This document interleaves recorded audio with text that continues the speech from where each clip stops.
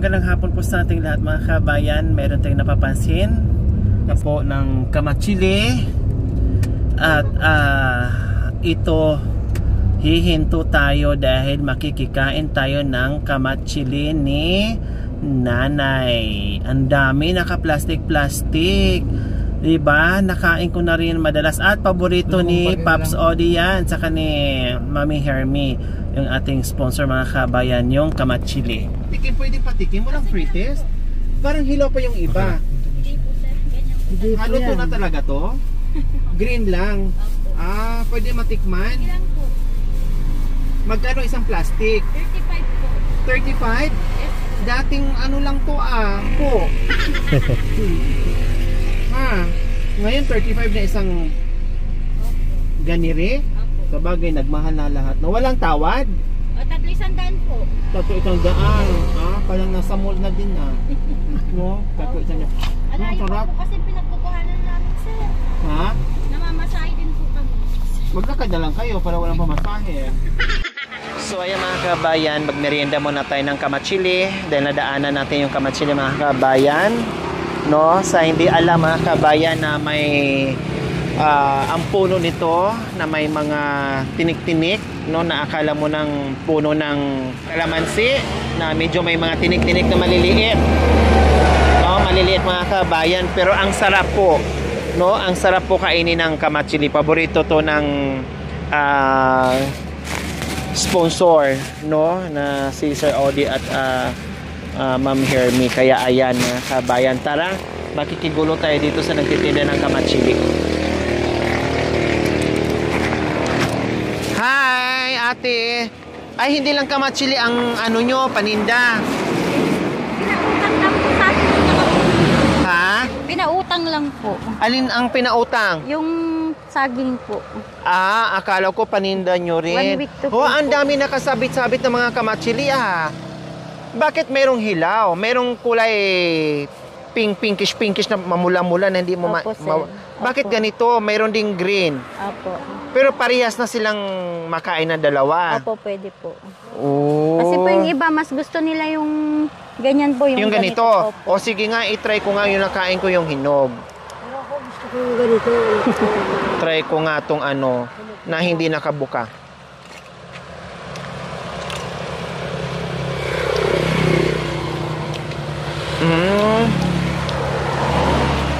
Oh, yung isa nga berde pa yung ano, Buto. yung buto niya, yung isa Opo. itim na. May diferensya nga po mga kabayan. Yung ito, pagkainin mo, maano mo yung pakla at saka yung pait niya, no? Malmis na miss din siya na mapakla na kumawari. Ito naman, pag ganito, ang buto po niya ay itim na. So pag kinain mo siya, talaga maramdam mo yung tamis niya. Nandoon pa rin yung pakla, kunting-kunti. Sarap. Anong pangalan mo, ate? Gin po. Gin. Saan ba ito kinukuha yung mga ate Gin? Yung mga... Sa ibang lugar po, sir. Sa ibang lugar? Opo. Diba, ayun kamatsili, ayan Wala naman po kaming makuha dyan sa pong bunga. Sa ibang lugar to kinukuha? Opo. Dinideliver? Hindi po. Kami na po mismong dumadayo. Tapos binibili nyo? Hindi po. Pinipitas na lang din po namin. Libre naman po. Ay, ganun? Opo. Libre manguha. Katulad yan, pwede kayong manguha dyan. Opo, pwede po. Ayun, Kung hindi pa po na-widening yan, marami pong kamatsili dito. Ayun, kamatsili. Ayun pa, kamatsili. Opo. Hanggang dyan na ayun, lang po. kamatsili. Ayun pa doon. Opo. Ang daming bunga. Ayun, sa itaas. Opo. Libre manguha. Opo. Yung nga lang po yung sasakyan. Yung sasakyan, yung pagkukuhanan. Naarkila po namin yung tricycle. Si Ate Jean yung may-ari ng lupa, hindi magagalit. Pinapaalam po naman namin. Basta magpapaalam lang.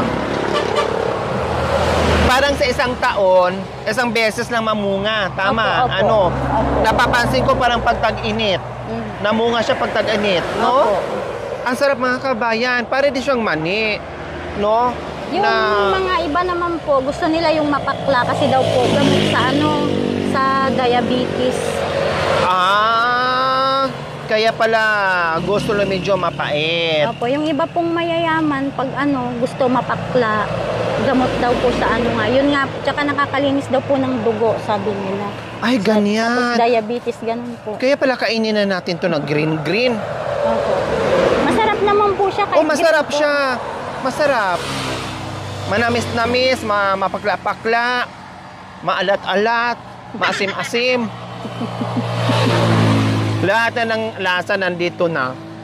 Bukod dito, Ate Jean, ano pang paninda mo? Kasi ito, seasonal lang. Opo. Wala na po. Kung minsan po caretaker po kami kasi dyan. Ayan Saan? po mismo po dyan. Caretaker ng ano po yan dyan? Bali lupa na lang po yung inaano namin dyan. Opo. Dating ano yan dyan? Pigiri po. Ngayon wala nang baboy. Wala na po. Bakit? Tsaka nabenta na rin po yan. Hinihintay na lang po namin na paalisin po kami dyan. Saan kayo nakatira dyan mismo sa may... Opo. May kubo po yan dun sa... Sa dulo? Opo. Paano pag paalisin na kayo dyan sa may-ari na nakabili? Saan na kayo titira? Siguro po dyan na lang po sa may release. Release po kasi yan eh. Doon sa likod po niyan, release na po. Release na dyan sa likod na Opo. yan? Dati nagbabantay kayo ng baboyan. Opo. Kaya lang nabili na. Opo, nabili na po. Kaya ngayon ay ito muna ang sideline nyo. Opo, ito. Nasaan si Mr. ngayon? Nasa trabaho po. Anong trabaho ni Mr.? Kargador po. Kargador ng... Ng feeds po. Ilan ang anak mo, ate? 4 po. 4. Nasaan na yun? Andyan po silang dalawa.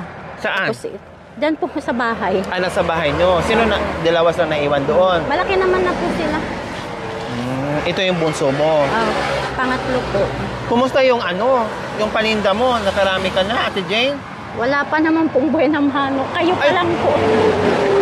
Ang malas naman ng buhay na mano mo, nakain pa. Okay lang po. Diyos ko, ito na ang nasubo ko mga kabayan. Balat na pala. Kain ka, Mami D. 3 100. Opo. So, bibili ako ng ng 3 100. Mamili ka, Mami D. Ito, 2 na lang kukunin mo. Nandito na yung isa.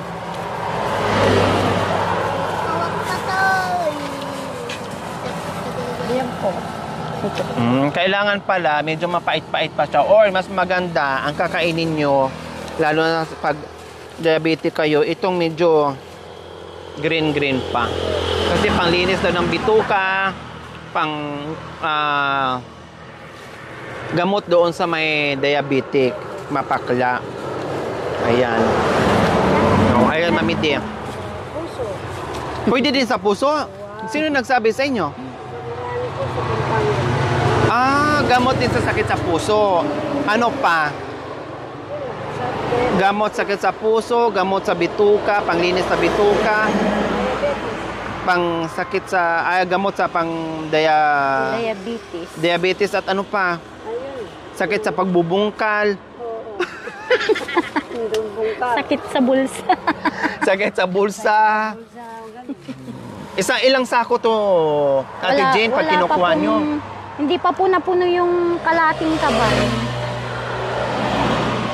So ito na-divide mo na ng ilang plastic. Ito na yung... Bali, 21 po. Pag nabenta mo yan, magkano ka? 21 po. Kulang-kulang po 500. 500 pesos. Magkano ang naipamasahe mo para mabit-bit mo yan dito? 70 po. 70. So at least, pag naubos mo, ay meron ka ng pambili ng bigas. Opo, bigas. Diba? Wala namang puhunan. Ang puhunan mo dyan, masipag ka Pamasahe lang. lang po. At yung pamasahe mo, at mag-akyat, di ba? Inaakyat yan? Oo, inaakyat May mga yun. tinik-tinik ang niyan, di ba? Opo. Sino umaakyat? Kuminsan po ako. Hala! Tapos sungkit lang po, mahabang sungkit. Kasi ang puno niyan, yung mga down-down niya, parang akala mo may tusok-tusok, may mga tinik-tinik na... Po yung katawan. Oo. Mahirap po yun akyatin, mahirap po yun kunin. Hindi din po biro mga kabayan ang kumuha ng ganito. Kasi matataas ang puno nito, tapos matinik. Oo, Di ba? naman. Mahirap. Sige anak, uwi daw siya. Sige, uwi. Okay lang, uwi ka na? O sige, pwede ka uwi para makapahinga ka. No, mahirap din po kukunin. Kaya lang, syempre, kung hindi ka magtiyaga, katulad ni ate, kung aasa lang din sa mister niya na alam naman niya na kapiranggot lang kinukuha, nagkakarga, kargador, bilang isang kargador sa palengke, Sa feeds po. sa feeds, Sa New Hope po. o sa feeds, magkano lang naman din po ang kinikita dyan, ay talagang wala. No? Kaya ako'y napapahanga sa mga misis na gumagawa din ng paraan para makatulong sila doon sa mister na naghahanap buhay. Kasi pag alam natin na medyo hirap, yung isa lang ang kumikilos, gagawa natin ng paraan para kahit papaano matulungan natin at ma-provide natin yung pangangailangan ng mga bata, lalong-lalo na kapag nag-aaral sila. Oh, di ba? Anong oras ka nandito, Ate Jane? Hanggang 5:30 po. Ganun. Depende po kung... Hindi, anong oras ka sa umaga dito? Sa umaga po. Kung minsan po, kung na, alas 12 po, 12:30 ganun. Tapos hanggang maghapon dito, Opo. pati yung mga bata. Hindi naman po, kung minsan inuuwi ko po doon. O kasi mukhang naantok na sila. Pati ito, naantok na rin. Siyempre pag dito, parang ang init kasi, di ba? Opo. Ilang araw na kayo nagtitinda ng kamatsili? 1 linggo na po sir. 1 linggo na? O, kumusta naman ang buhay-buhay, Ate Jane? 4 ang anak. Medyo mahirap po. Kasya lang po yung, yung sweldo ng asawa ko. Magkano bang Tapos, sweldo ni mister mo? 450 po. Per 450 a trips. day. Per trips Ah. po siya. Tuwing biyahe. Opo. Pag walang biyahe, Wala. Tsaka on call lang po. Pag walang biyahe, wala. oh, hindi talaga permanent Opo. na trabaho. Opo. Kung may tawag lang. Pag walang tawag, wala din. Pag walang 450 trip, to wala din. 900 po, opo. Ano Ganun. trabaho na yan? Trip-trip lang? Kung gusto, okay. Pag ano, basta pag matripan, ganon? Oh, kawawa Tsaka naman. tatlo po yung Kaya estudyante kailangan nyo namin. talaga kumilos. Opo. Para pag halimbawa walang on-call si mister mo, pag wala talaga, kung hindi kayo gumagawa ng paraan tulad nito, wala talaga. Kung aasahan lang on-call ang trabaho ni mister mo. Bukod dito, pag walang halimbawa, wala ka ng paninda, Pag wala na pong paninda, pwede naman pong manungkit po ulit para mabenta kinabukasan. hindi, halimbawa pag wala ng bunga, Wala na po. ha? Wala na po. So ayan po mga kabayan, no, nadaanan natin kanina tapos binalikan natin kasi nakakatuwa yung ginagawa ni ate. No, ang hirap dito, ang init dito kasi kasama ang mga anak kasi walang maiiwan. Sa kagustuhan na gusto niyang kumita ng pera para may katuwang yung kanyang mister na on-call ang trabaho, no, na walang kasiguraduhan. Kung may tawag, may income. Kung wala, wala din. Kung may biyahe, meron. Kung wala, wala din yung ganon. Napakahirap yung mga kabayan kasi nanguhula ka. So, buti na lang kahit papaano dahil sa kamatsili, no, na kahit papaano ay pag naubos din ito ni Ate Jane ay malaki-laki din. So, tulad niyan, 500 plus, bawasan doon sa pamasahe sa 20 pesos dahil hahakutin pa, no, galing doon sa pinagkuhaanan nila. At least, meron pa rin siyang matitira na malaki, makabili man lang siya ng bigas at ulam ng mga anak niya. Yun nga lang, wala pang benta. Ito pa lang, buena mano daw. No? Munti ko nang makalimutan. Okay, sige. No? Ate Jean, tatlo ang kinuha Thank you ko. po. 300, tama? Opo. No? 300. So, ayan, pinagpag na ni ate. Sabi niya, tanggal-tanggal malas, kaya mukhang malas yung dumating. Kasi mukhang nangihingi ng libre. Ano? So, ito pala, mga kabayan, imbued with vitamin C, kamatsili, boosts immunity and helps fight seasonal illness like cough, colds, fever, ubo, sipon, lagnat, trangkaso, and other infections. Pwede siya. cough, colds, fevers, flu, and other infections, pwede siya. O, the abundance of vitamins B, B1, B2, elevate metabolism, while ample vitamin B6. Wow! Content ensures optimal functioning of the brain. Wow! Para hindi magkakaroon ng mamidi, delay sa utak, no? Para maganda pa rin yung function diyan sa brain mo. Wow, ang galing pala nito. Bolstering memory. Ayun, para hindi tayo magkaroon ng memory gap. Oh, 'di ba? Para hindi magiging makalimutin, no? At hindi magiging ulyanin, kaya kumain ng kamachili, mga kabayan. True. Ayan, oh. Binabasa ko po, mga kabayan, kung anong benefits ang makukuha dito sa kamachili. Kaya akala natin, no, sa hindi nakakaalam, lalo na sa hindi nakakaalam na makakain ito, no, ngayon ko lang nga ito, marami na ako nakikita ganito, mga kabayan, pero hindi ko pinapansin na akala ko, no, ay hindi yan nakakain. Dito ko lang ito natutunan sa Tarlac or sa Pangasinan, nakakain ko ganitong kamachili, mga kabayan, no, na hindi natin alam sa karamihan na marami palang vitamina makukuha dito, Mami D. Ayan, so ganina nabanggit ko na lahat para sa mga illness like cough, colds, fevers, flu, and other infections. Tapos ang daming vitamins na makuha, B1, B2, then may B6 pa, and then mood and concentration. Oh, plus fight bunkalization. Wow! Mami D. Ang vitamin. Oo, ganun pala. So ngayon, alam na natin, sa hindi alam, kumain kayo ng kamachili kasi maraming benepisyo ang makukuha dito. Akala natin walang halaga yung mga kamachili na dyan, nakikita natin yung bunga. Pero dito, Diyos ko po, binibili at dinadala pa sa ibang bansa, no, inuuwi pa dahil bibihira nito mamunga. Once a year lang dito mamunga, mga kabayan. Ang sarap. Okay? Po?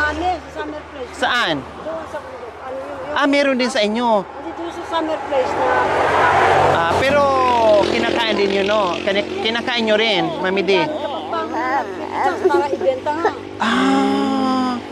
Dati kumakain ka rin niyaan, Mami D. Pati mga Amerikano, kumakain sila? Ano naman? Galing sa club. Alam mo, naliligo doon. Oh. Bumibili sila. Baka na po. Niyayaya ka po ang kapampangan ng... Dede ka? Ayun, sabi, oh. Talagang noon pa, doon sa inyo, maraming puno at alam na nila na... Tanim ng gobyerno yan, anak ko sa tabi ng ilog. Para lang sa mga tao. Oh. Yung nakita natin na marami kubo-kubo na gano'n.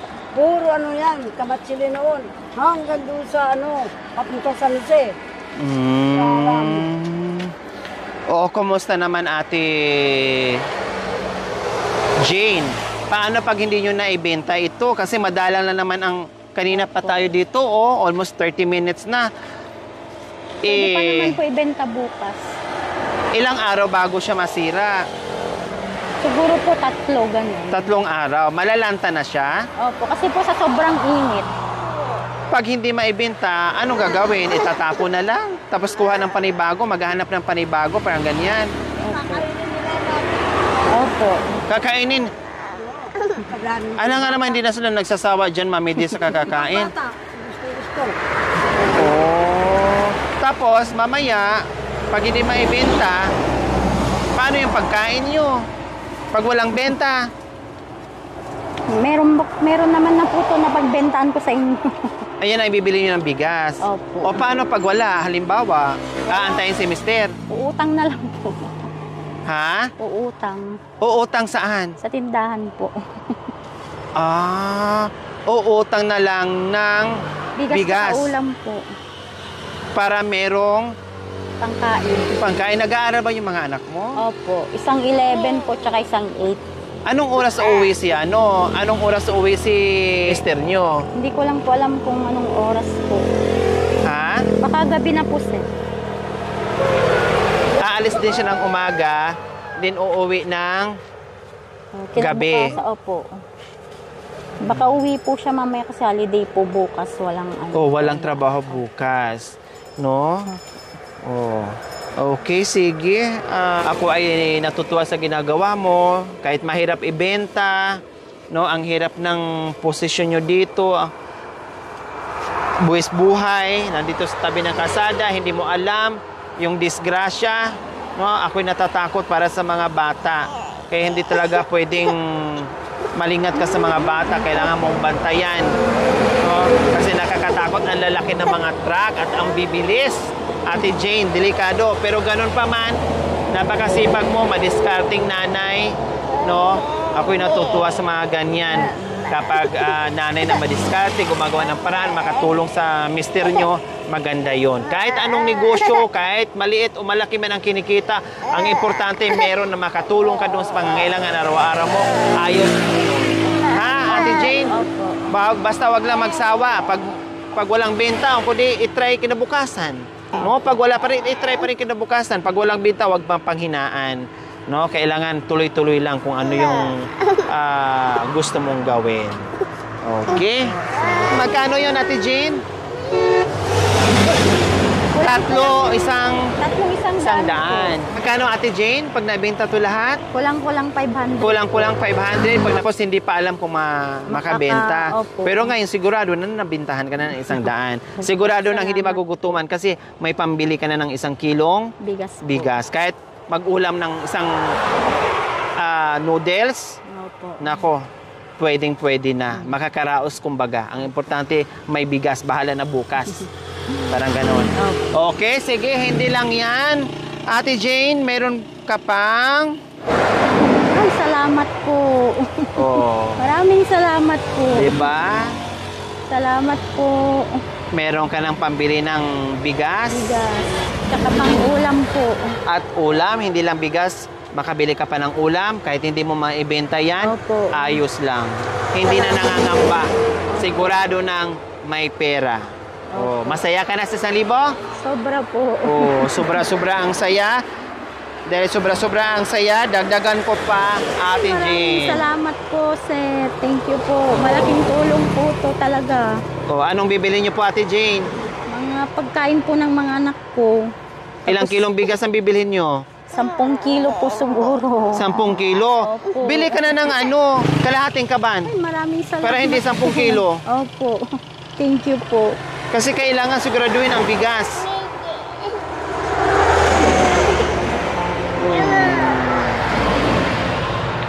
Napaiyak si Ate Jane.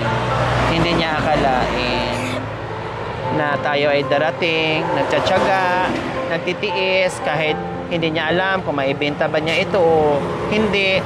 No, sinusubukan gumagawa ng paraan. Hindi niya akalain na makatanggap siya ng ganitong biyaya. No?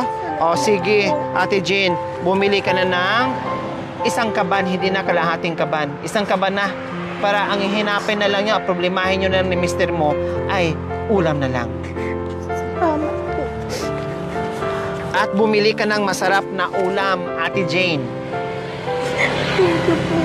Yung gusto ng mga bata, bumili ka ng lechon manok, pagkain ng mga bata, baon ng mga bata sa school, no, na kahit papaano ay may pagsalo-saluhan kay mamaya.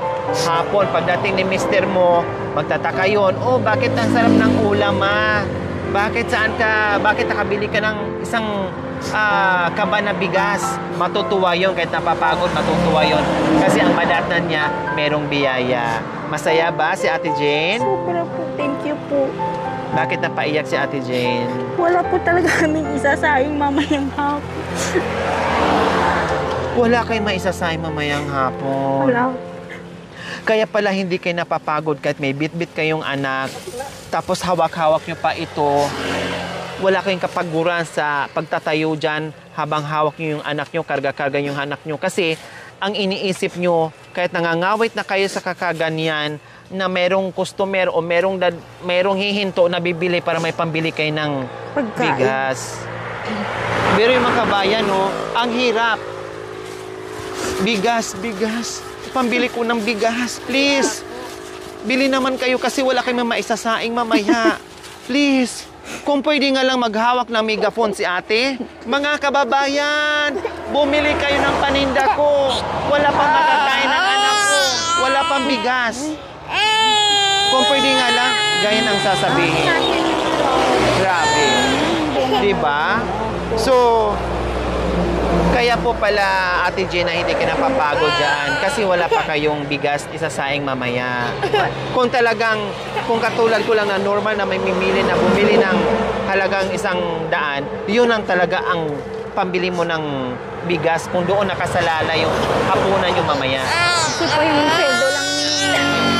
sweldo lang ng asawa ko, pinagkakasok ko lang po. Tapos may mga utang din naman po kaming kailangan bayaran, ganun. Yung sweldo ni Mister, Niraround lang po lang namin, mga baon ng bata, pangkain, ganun. pangbayad sa utang para makautang ulit. Opo. Oh, di ba mga kabayan? Kanina, smile lang si Ate Jane. Pero nung nabigyan natin ng biyaya na hindi niya akalain, talagang lumabas yung katotohanan. No, yun pala, tumulo yung luha na paiyak. Kasi nga, wala kang maisaing mga kabayan. Imagine, wala kang maisasaing. Dito nakasalalay sa nakasabit na mga, nakasupot-supot na mga kamatsiling ito. Kung merong bibili o wala, ay kung wala silang maisaing. Diba? So yun yung tumulo o umiyak yung kanyang umiyak si Ate Jean. No, pati anak niya napaiyak na rin dahil sa biyayang natanggap. Kaya maraming salamat po talaga. Hindi tayo mapapagod, hindi tayo magpapatinag sa init, sa ulan na super init-init, super duper init-init po talaga. No, dahil meron tayong mga kababayan nag-aantay, nababakas sakali, naghanap buhay, no, sa hirap ng ginhawa, sa hirap ng buhay ngayon mga kababayan, no. Hindi tumitigil dahil sa kagustuhan na merong maibigay na pagkain doon sa mga anak nila. Kaya maraming salamat po talaga sa ating mga sponsors na wala ding tigil sa pagmamahal sa atin, sa pagmamahal sa mga kababayan natin. Maraming salamat po talaga sa inyo. Papasalamat tayo sa walang sawang pagmamahal mula noon hanggang ngayon, patuloy sa pagmamahal sa ating munting adikain, Ma'am Carol and Sir Ben Diaz. Maraming salamat po sa inyong ginituang puso. Ay pagpalain po tayo ng Diyos araw-araw. Nawa ibigyan po tayo ng kalakasan ng katawan sa araw-araw. Nawa ibigyan po tayo ng mahabang buhay. Pero sa ganoon, marami pa tayong matulungan na gaya nila. Ate Jane, anong pakiramdam mo ngayon na nababakas sakali ka mabintahan dahil pambili mo ng bigas tapos biglang dumating ng ganitong grasya? Anong pakiramdam mo ngayon, Ate Jane? Sobrang saya po. May pambili na ako ng di lang kalating kaban, isang kaban na po. Para ulam na lang ang problema namin sa araw-araw. At least kahit papano po, hindi na namin problemahin yung pagsaing, bigas, ganun po. Maraming salamat po. Masaya ka ba? Sobra po. Anong sasabihin mo mamaya sa mister mo? Kikwento ko po yung biyayang bumagsak sa harapan ko. Biyayang? Biyayang bumagsak sa harapan ko po. Oh, bumagsak? Sa harapan ko po. Anong ginawa nyo nung bumagsak sa harapan nyo ang biyaya? Nagtinda po. Nagtinda. Wow, kumbaga ibig sabihin na bumagsak. Para bang bigla na lang dumating dito sa harapan na mula sa langit. Bumagsak, lumagapak sa lupa at nasalo ni Ate Jane. Ngayon lang yan naranasan na may magbigay sa kanya ng buong 5,000 no, sa pagtitinda ng kamatsili. Carol, Sir Bin, maraming salamat po. Malaking tulong po itong 5,000 na ito. May mabibili na po ako ng ulam ng mga anak ko, pangmerienda nila, lalo-lalo na sa bigas. Hindi ko na po problemahin yung isang linggo namin. Maraming salamat po. Sobrang malaking tulong po ito sa amin, lalong-lalo na po sa mga anak ko. Maraming salamat po. Ayan. So walang anuman dahil napakasipag mo. Ate Jane, gumagawa ka ng paraan, deserve mo yan. At kasama mo pa yung mga anak mo. Kahit inaantok na, umiiyak na sa antok, hindi mo mawari, inaantok, nagugutom, or naiinitan. Lahat na lang nandito ay talagang hinaharap mo sa kagustuhan na makabenta. Okay? Sige, basta Ate Jane ay ingatan mo yung mga bata ha, delikado dito sa daan. So ayan po mga kabayan, meron na naman tayong napasaya ngayon. Si Ate Jane na nagtitinda ng kamatsili dito. Ang asawa niya ay nagtatrabaho sa isang feeds, cargador, no? And then siya naman ay gumagawa ng paraan para makabenta. So, hindi niyo po akalain, ano to? May pupo ka? Ay.